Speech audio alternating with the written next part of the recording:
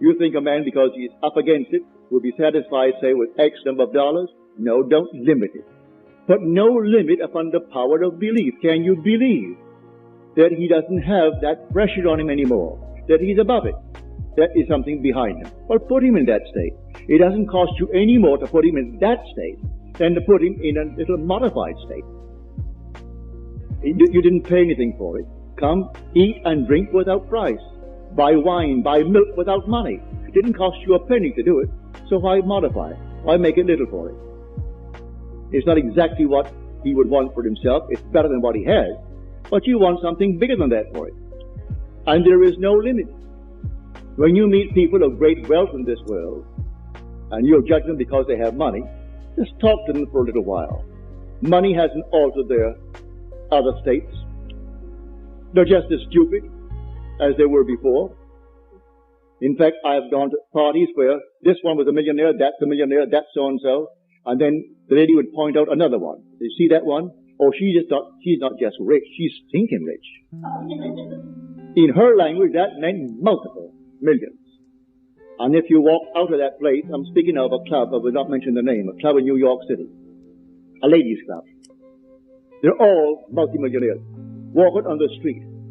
But don't leave, just walk out and stay there. And then watch them come out after their big heavy lunches and their 3 or 4 martinis or whatever it is, and watch them.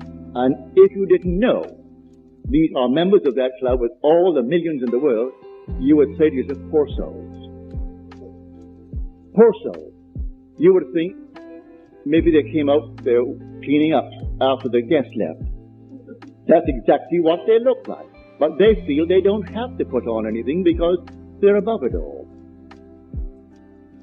My father would say when they were coming and they were very, very rich, and he ran his store, and when they all became very, very elated with his fabulous wealth, he would turn to one of us and he would say, you know, God is really merciful. Suppose she didn't have money. He never completed the thought. He left it for us to use our imagination. Suppose she didn't have money. She's how merciful God is, he would say. And then you go on dwelling upon what your father did not complete. He wanted you to complete it.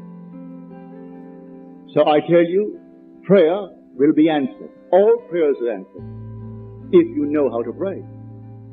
And pray is not begging. You don't petition. You give thanks. Well, you aren't going to give thanks to something that isn't. But you must actually believe in God.